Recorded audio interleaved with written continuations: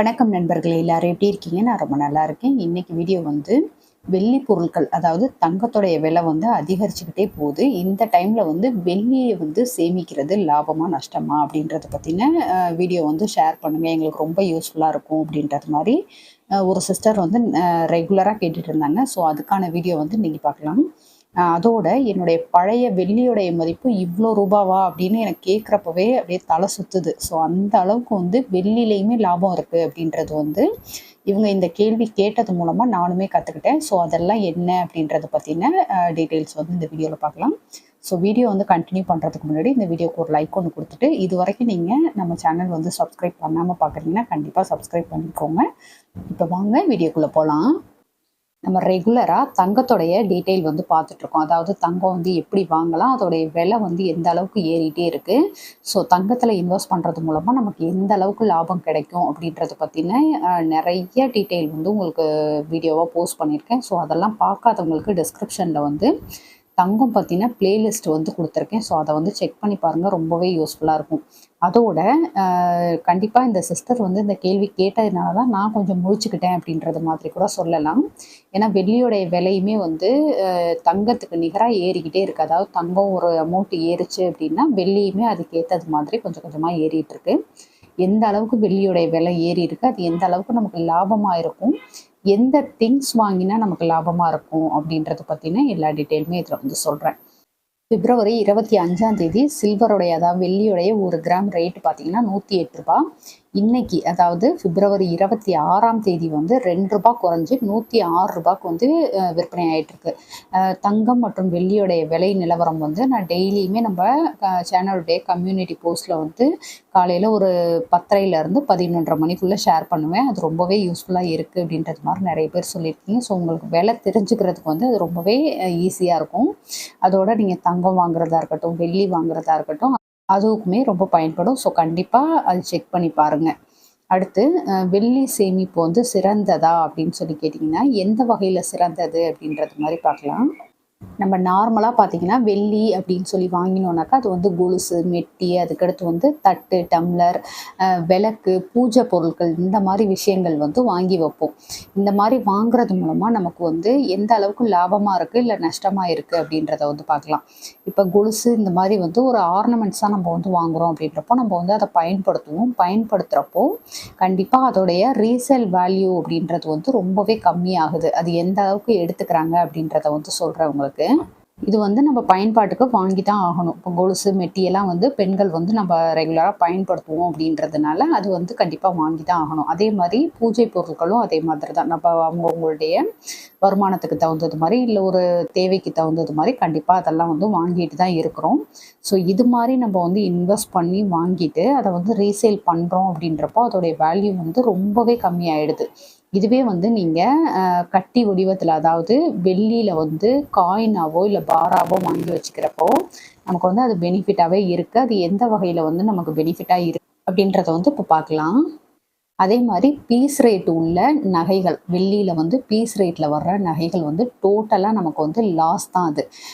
அதில் பார்த்தீங்கன்னா கிராம் கணக்கெல்லாம் ஆட் பண்ணியிருக்க மாட்டாங்க. ஜஸ்ட் இப்போ ஒரு மோதிரம் அப்படின்னு சொல்லி எடுத்தோம்னா அதில் வந்து கல் இருக்கும். அதுக்கடுத்து வந்து அது வந்து பீஸ் ரேட்டில் தான் கொடுக்குறாங்க. எத்தனை கிராம்னு சொன்னோன்னா அது வந்து அவங்க டீட்டெயிலாக சொல்ல மாட்டேன்றாங்க. அதில் மென்ஷன் பண்ணியிருக்காங்க, இருந்தாலுமே கல்லுடைய விலை, அது செய்கிறதுக்கான விலை அப்படின்றது மாதிரி சொல்லி பீஸ் ரேட் அப்படின்றது மாதிரி தான் சொல்கிறாங்க. அதாவது ஒரு பீஸ் எடுத்தால் இந்த ரேட் அப்படின்றது மாதிரி சொல்கிறாங்க.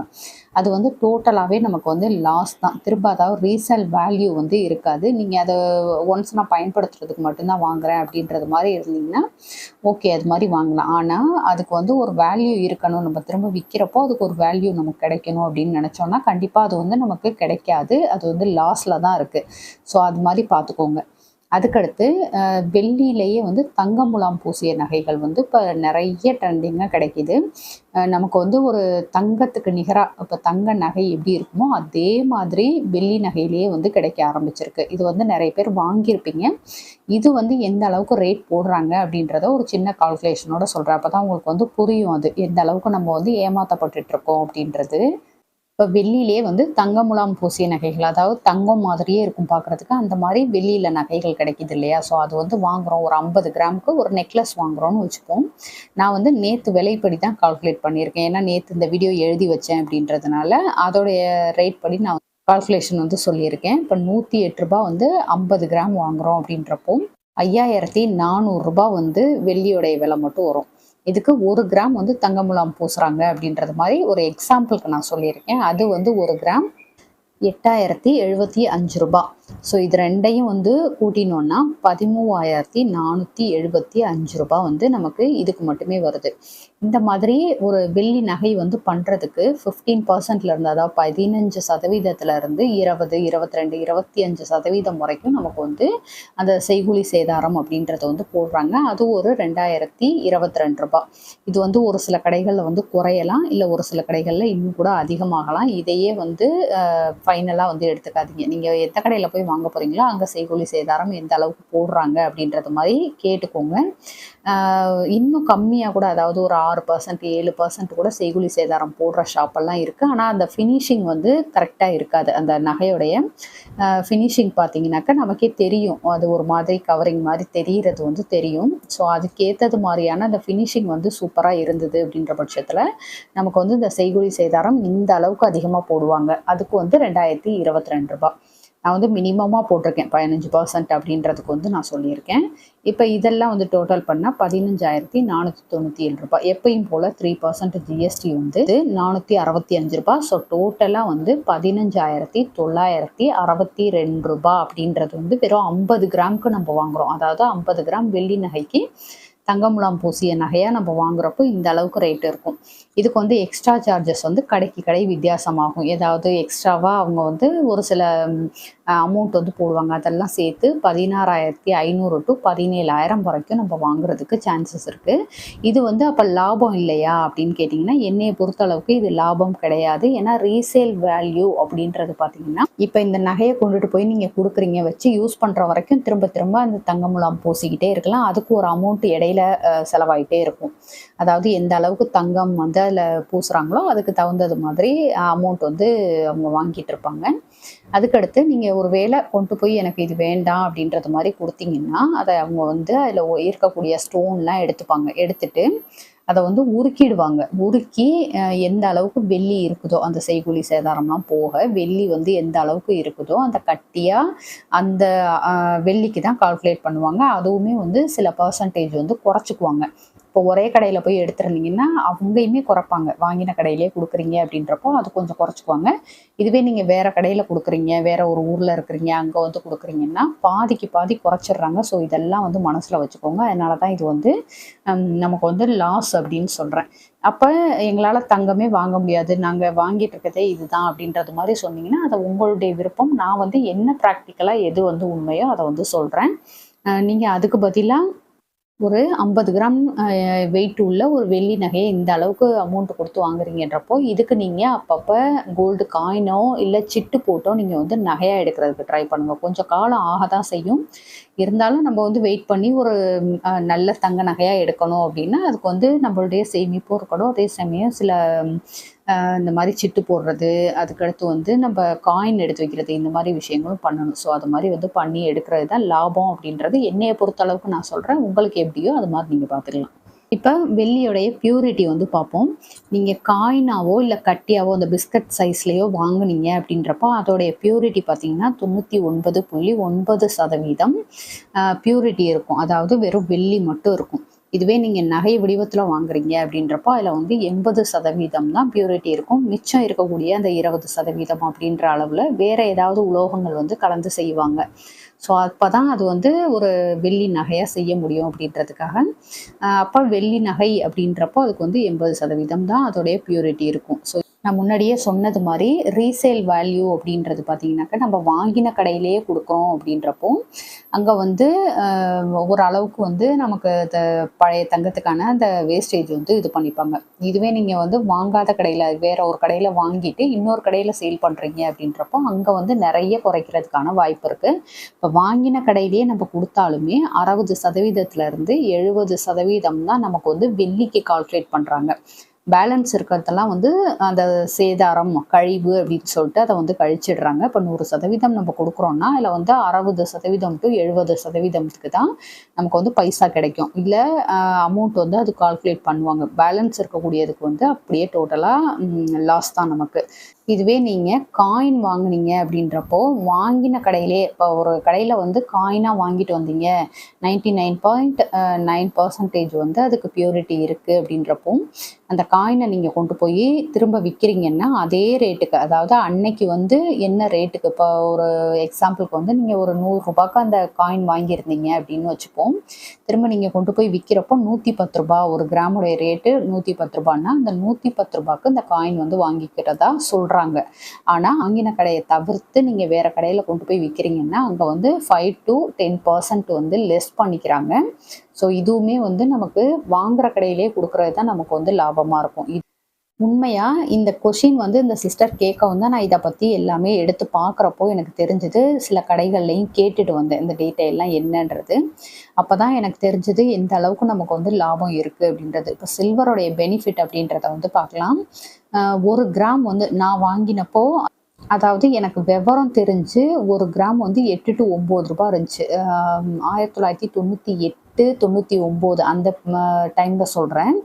அப்போ பார்த்தீங்கன்னா ஒரு 8 ரூபாயிலேருந்து 9 ரூபாய்க்குள்ளே தான் இருந்துச்சு. அம்மா கூட சேர்ந்து கொலுசெல்லாம் எடுக்க போகிறப்போ நல்லா ஞாபகம் இருக்குது. அந்த 8 to 9 ரூபா அந்த மாதிரி ரேஞ்சுக்குள்ளே தான் இருந்தது. ஆனால் 2008 வந்து 1 கிராமுடைய ரேட்டு வந்து 23 ரூபா அப்படின்றது. இதெல்லாம் எப்படி எழுதியிருக்கேன்னா, நான் வந்து திங்ஸ் வாங்குறத வந்து நோட் பண்ணி வைப்பேன் அப்படின்னு உங்கள்கிட்ட சொல்லியிருக்கேன். ஆல்ரெடி வந்து நிறைய வீடியோவில் ஷேர் பண்ணியிருக்கேன். நான் வந்து வெள்ளி பொருட்களாக இருக்கட்டும் இல்லை தங்கமாக இருக்கட்டும் நான் வாங்குறேன்னாக்கா அதுக்குன்னே ஒரு நோட் போட்டு அதை வந்து நோட் பண்ணி வைப்பேன். என்ன டேட்டுக்கு வாங்கியிருக்கேன், என்ன கிராம் வாங்கியிருக்கேன், அன்றைக்கி 1 கிராமோடைய ரேட் என்ன அப்படின்ற எல்லாமே மென்ஷன் பண்ணி வைப்பேன். ஸோ அதிலேருந்து பார்த்து எழுதுனது தான். 2008 வந்து 1 கிராமுடைய ரேட்டு 23 ரூபா, அதிகபட்சமாக 23 ரூபா இருந்தது. அதாவது நான் வாங்குற அன்னைக்கு 23 ரூபா இருந்தது. 2013 அந்த பீரியட்ல எல்லாம் பார்த்தீங்கன்னா 1 கிராம் வந்து 54 ரூபா அப்படின்றது மாதிரி இருந்துச்சு. சடனாக பார்த்தீங்கன்னா 2015 அப்படியே குறைஞ்சிருச்சு 37 ரூபா அப்படின்றது மாதிரி. ஸோ இதுதான் வந்து நம்ம வெள்ளியில் வந்து பார்க்க வேண்டியதாக இருக்குது. நல்லா ஒரு டைம் பார்த்தீங்கன்னா விலை ஏறும், ஆனால் திடீர்னு பார்த்தீங்கன்னா பயங்கரமாக விலை வந்து குறையும். ஸோ இது வந்து நம்ம கொஞ்சம் இதில் வந்து கேர்ஃபுல்லாக பார்க்க வேண்டியிருக்கு. இந்த மாதிரி ஒரு 2008 இருந்து 2015 வரைக்கும் ஒரு அமௌண்ட்டுக்கு, அதாவது 26,300 ரூபா அப்படின்னு அதிகபட்சமாக நான் வந்து சேவ் பண்ணியிருக்கேன். அந்த டைமில் எல்லா அந்த வெள்ளியும் டோட்டல் பண்ணி பார்த்தோன்னா, வாங்கின அமௌண்ட்டை வந்து டோட்டல் பண்ணி பார்த்தோன்னா 26,300 ரூபாய்க்கு வந்து வாங்கியிருக்கேன். ஸோ இதை வந்து நான் இடையில விற்றேன்னு சொன்னேன் பார்த்தீங்களா உங்ககிட்ட, அந்த டைமில் பார்த்தீங்கன்னா 700 கிராம் டோட்டலாக இருந்துச்சு. கிட்டத்தட்ட 3/4 கிலோ கிட்ட, இன்னொரு 50 கிராம் சேர்த்தோன்னா 3/4 கிலோ கிட்ட இருந்தது. இதில் வந்து 700 கிராம் நான் கொண்டு போய் கொடுத்தப்போ 150 கிராம் வந்து லெஸ் பண்ணிக்கிட்டாங்க. 150 கிராம் லெஸ் பண்ணி 550 கிராமுக்கு தான் அமௌண்ட்டாக போட்டாங்க. 550 கிராம் டோட்டலாக இருந்துச்சு. அதுக்கு வந்து நான் ஏற்கனவே சொன்னேன் இல்லையா, அந்த ஒன் டைம் இன்வெஸ்ட்மெண்ட் ஸ்கீமில் வந்து நான் இன்வெஸ்ட் பண்ணேன், இன்னும் கொஞ்சம் பேலன்ஸ் அமௌண்ட்டு போட்டு இன்வெஸ்ட் பண்ணேன் அப்படின்னு சொல்லிட்டு. ஆனால் இதே கிராமை இப்போ நான் வந்து 108 ரூபா விற்றப்போ நான் வந்து ரீசேல் பண்ணியிருந்தேன் அப்படின்றப்போ எனக்கு 59,400 ரூபா கிடச்சிருக்கும். அப்போ 26,300 ரூபாய்க்கு வாங்கினது எனக்கு எந்த அளவுக்கு லாபம் பாருங்கள். லாபம் மட்டுமே 33,100 ரூபா வந்து லாபமாக கிடச்சிருக்கும். ஆனால் நான் அதை வந்து மிஸ் பண்ணிட்டேன். நான் வந்து ஒரு 2-3 வருஷத்துக்கு முன்னாடியே இது வந்து சேல் பண்ணிட்டேன் அப்படின்றதுனால எனக்கு வந்து அந்த அமௌண்ட் கிடைக்கல. இதை விட கம்மியாக தான் இருந்தது. அப்போ வந்து 85 ரூபாவோ இந்த மாதிரி ரேஞ்சுக்குள்ளே தான், 80 to 90 தான் இருந்துச்சு அப்போ வந்து 1 கிராமு. ஆனால் இப்போ பார்த்தீங்கன்னா 108 ரூபா ஆயிடுச்சு. ஸோ இதுதான் வந்து வெள்ளி சேமிக்கிறதுல இவ்வளோ லாபம் இருக்குது அப்படின்றத வந்து நான் அப்போ தான் தெரிஞ்சுக்கிட்டேன். ஒரு 26,300 ரூபாய்க்கு டோட்டலாக வாங்கின அந்த வெயிட்டுக்கும் இப்போ எனக்கு லாபம் கிடைச்சதையும் பாருங்கள், அப்படியே வந்து டபுள் த மடங்கு. ஸோ எனக்கு இது வந்து பெனிஃபிட்டாக தான் படுது. இதுவே காயினாக இருந்துச்சு அப்படின்னாக்கா, ஏன்னா வாங்கின விலைக்கே எடுத்துக்கிறாங்க, அதாவது என்னை கொண்டு போய் விற்கிறோமோ அன்னைக்கு ரேட்டுக்கே எடுத்துக்கிறாங்கன்றப்போ நானாக சும்மா கால்குலேட் பண்ணி பார்த்தேன். காயினுக்கு வந்து இப்போ 700 கிராம் நான் கொண்டு போய் கொடுத்துருக்கேன். அந்த 700 கிராமில் 5% தான் வந்து லெஸ் பண்ணிக்கிறாங்க. 5% அப்படின்றப்போ 35 கிராம் தான் எடுத்துப்பாங்க. பேலன்ஸ் வந்து 665 கிராம் இருந்திருக்கும். அதை வந்து ரேட்டு கொடுத்துருந்தோன்னா 71,820 ரூபாய் எனக்கு கிடச்சிருக்கும். அப்போ இங்கே ஒரு 59 சொச்சம் சொன்னேன் இல்லையா, அப்போ இந்த மாதிரி கொடுத்துருந்தேன் அப்படின்றப்போ காயினாக ஒரு வேளை சேவ் பண்ணி வச்சு கொடுத்துருந்தோன்னா இந்த அளவுக்கு நமக்கு லாபம் இருந்திருக்கும். அப்போ இதில் எது வந்து லாபம் அப்படின்னு பார்த்தீங்கன்னா காயின் சேவிங்ஸ் அப்படின்றது வந்து பெஸ்ட்டாக இருக்குது. நம்ம வந்து வெள்ளி நகைகளாக எடுக்கிறத விட காயினாக எடுக்கிறது வந்து பெனிஃபிட்டாக இருக்குது. ஏன்னா நம்ம வாங்கின விலைக்கே எடுத்துக்கிறாங்க. அதாவது என்னைக்கு கொண்டு போய் விற்கிறோமோ அன்னைக்கு விலைக்கே எடுத்துக்கிறாங்க அப்படின்றது வந்து நமக்கு உண்மையாகவே இது வந்து லாபம் தான். அப்போ காயின் சேவிங்ஸ் வந்து பண்ணுறது பெஸ்ட்டு. அந்த பிஸ்கெட் ஷேப்பில் இருக்குது பார்த்தீங்களா, அது மாதிரியும் வாங்குறது வந்து பெஸ்ட்டாக இருக்குது. இனிமேட்டுக்கு நான் எப்படி வந்து தங்கமும் சேமிக்கிறேனோ அதே மாதிரி காயின் சேவிங்ஸும் பண்ணலாம். இந்த மந்த்லேருந்து இப்படியே ஸ்டார்ட் பண்ணிக்கலாம் அப்படின்றது மாதிரி இருக்கேன். நான் இனிமேட்டு வாங்க ஆரம்பிக்கிறப்போ உங்களுக்கு அதுவுமே வீடியோவில் வந்து காட்டுறேன். எப்படி வாங்குகிறேன், என்ன அமௌண்ட் வந்தது, நான் வாங்கக்கூடிய கடையில் வந்து எப்படி சொல்கிறாங்க, ரீசேல் வேல்யூ வந்து என்ன சொல்கிறாங்க அப்படின்ற டீட்டெயில் வந்து நான் கண்டிப்பாக உங்க கூட ஷேர் பண்ணிக்கிறேன்.